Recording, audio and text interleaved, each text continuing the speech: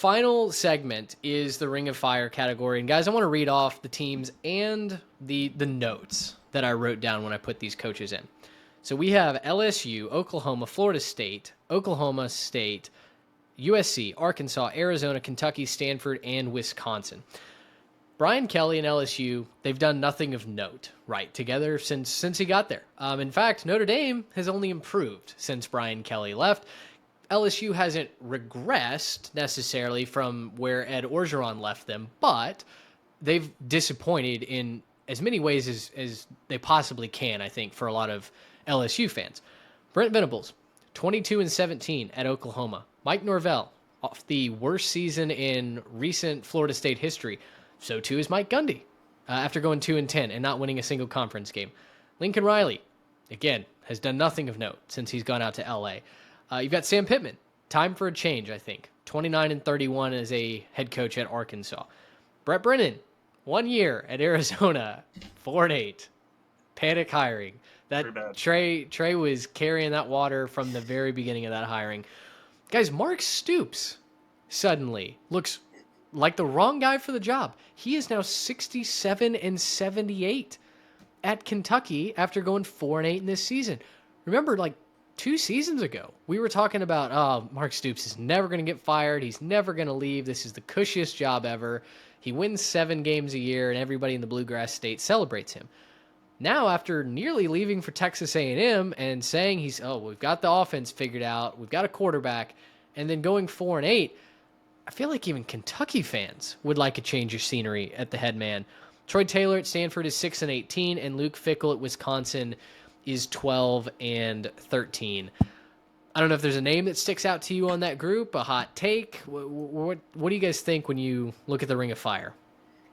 Man, I want to talk about Gundy at Oklahoma State because we had the whole drama that happened with the will they, won't they extend him? Will he just walk away? But there's not a lot to be confident about in Stillwater, is there? They had no reason to be as bad as they were this year with an experienced quarterback, one of the best running backs in the entire country, a lot of fun pieces on both sides of the ball, and they just fell out just completely flat. A guy that we, just like with Stoops, we come to expect Gundy to win 8+ games every single year, and even if they start weird, they'll find a way to win 9 or 10. And the bottom just completely fell out of nowhere this year. It is, I think, evidence that maybe these middle tier programs like Oklahoma State have to have everything going for them, right, to stick around and stay relevant. Because who's done more for Oklahoma State and Stillwater than Mike Gundy, right? Outside of Sanders.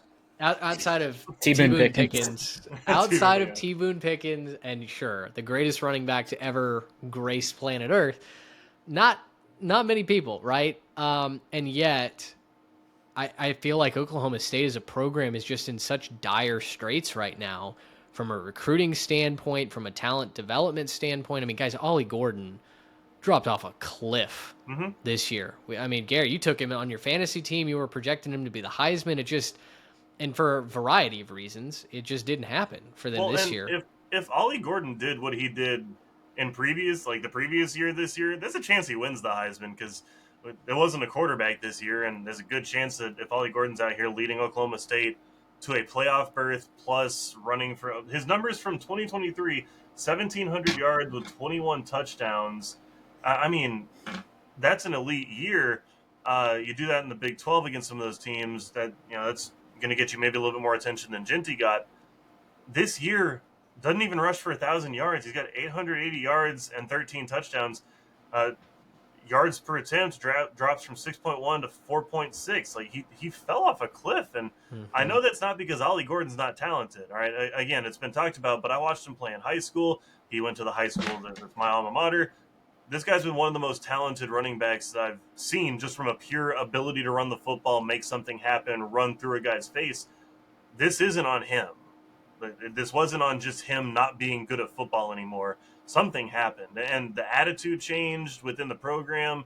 There were a lot of people that were, talking about the way that he was criticizing fans and criticizing the support for the program and openly bashing people from the press conferences. Like it just really wasn't a good look for Gundy this year. Wait, were they surprised that Mike Gundy was openly bashing people from a press conference? I just don't know that It was like 2005. Feels like we have some precedent for that. He just really hadn't done it to his own fan base that much before, and that's I think what really happened that turned a lot of people against him. A lot of people were like, "Well, I heard he bought some land somewhere else, so we're just kind of hoping he leaves." And these are from people that are like at Oklahoma State, no Oklahoma State stuff. They're just kind of hoping he'd walk out the door and they could figure out how to take the next step. So definitely a confusing one there. The one that I really wanted to talk about from this list really is Brian Kelly, because man, like he's been an okay coach, but yeah, you have it wrapped up pretty well there. He's done nothing of note. He hasn't done anything that matters. They did win the West his first year. Well, but hang the banner. Even the point to that, yeah, they got stomped by Georgia, and that was a whole other thing. Even the point to that, they lost the week leading into that against Texas A&M, that they did. where they possibly booted themselves from the playoff. Like that was awesome. That was atrocious from Brian Kelly. And to watch, Garrett, they didn't lose to Texas A&M. They lost to Devon Achane. Yeah, you're pretty right about that. Achane had about 7,000 yards in the game. It was something. He had 700 carries, 7,000 yards, extremely efficient. No, but when you look at Brian Kelly, especially in light of what we just did this year, and watching what Marcus Freeman did with his old team, I don't know how you justify it, man. Like every head coach at LSU has had success up until Brian Kelly. And then Notre Dame goes and does what they just did with Marcus Freeman being, one step away basically from winning the whole thing. I don't know how you can justify it if you're Brian Kelly. He's not a terrible coach. He just isn't what you need at LSU. It might not be what you need at any healthy and functioning program. I mean, goodness, the stories that, are bandied about from his previous stops, not glowing. Not the guy that you want in your foxhole. And he at takes the end creepy of the day. recruiting videos too, where he just kind of like stands behind guys and looks like a gremlin. So I just think he's a weird dude.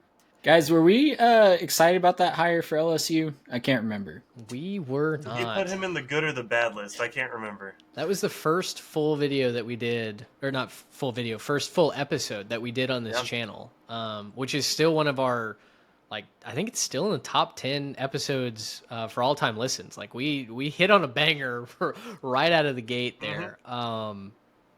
We were out on LSU. I think I put Dan Lanning as my top coach and took a little bit of heat for it, but I will continue to say that he's in that little King of the Hill tier for you, so I might have been okay there. And what has he won exactly? Not the Rose Bowl, but he'd won the Big Ten this year. Surely he's won a conference or. Listen, it's coming. It's coming. Just give it time. He did win the Big Ten this year. You're right. He won the Big Ten. I was like, he just beat, he beat Ohio State and Penn State en route to a Big Ten, and then other things happened too. But we don't have to talk about that. I think y'all's number one was like Cristobal or something. So I can't remember if he was y'all's. No, number y'all one. made me be Mario Cristobal recruiting against Billy Napier. No, I remember that. I don't know. I coached offensive line. I gotta. There's someone on that list. We might need to go pull that up. But we somebody got a on comment. that list.